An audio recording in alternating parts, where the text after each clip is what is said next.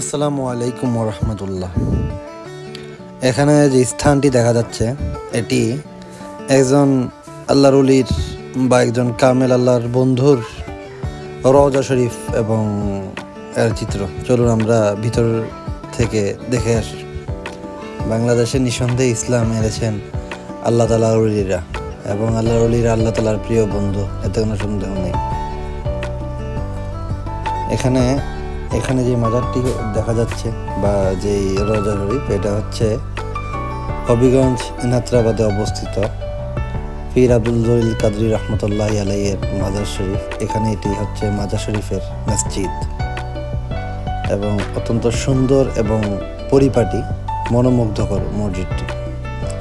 এখন এখানে যে স্থানটিতে আমরা যাচ্ছি সেটি হচ্ছে আব্দুল জলিল কাদরি আল বাগদাদি রহমতুল্লাহি আলাইহির রওজা শরীফ।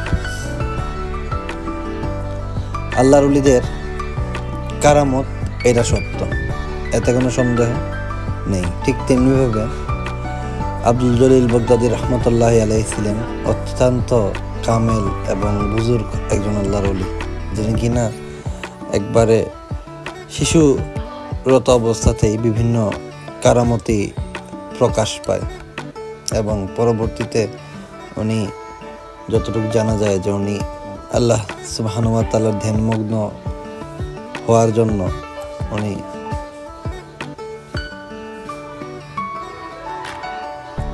এখানে আল্লাহর ওলির রওজা শরীফের পাশে যে ফুল বাগান, অত্যন্ত সুন্দর একটি ফুল বাগান, যেখানে বিভিন্ন ধরনের ফুল গাছ এবং ফুল ধরা অবস্থায় দেখা যাচ্ছে।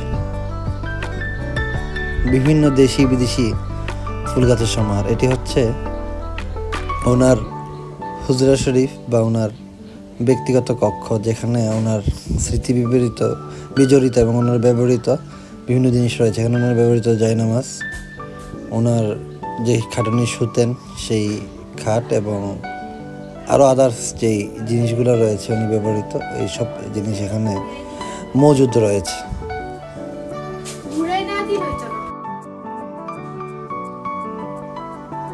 এই যে আবারও এখানে আমরা ওনার হুজুর শরীফের শ্যুট নেওয়ার পরে আবার এখানে ফুলবাগানে চলে আসলাম। আসলে রাত্রেবেলার দৃশ্য এখানে আরও বেশি অত্যন্ত সুন্দর এবং মনোমুগ্ধকর, চোখ জুড়ানো দৃশ্য। রাতের এখানে যে দৃশ্য অবলোকন হয়।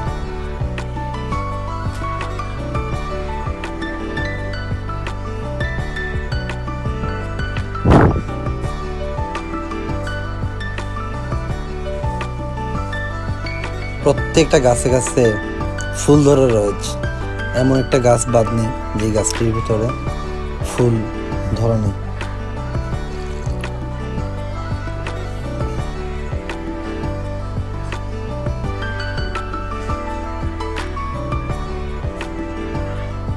এটা মাজার শরীফের বাহিরের দৃশ্য এবং মাজার শরীফের বাহিরের অংশেও অসংখ্য ফুলের গাছ রয়েছে।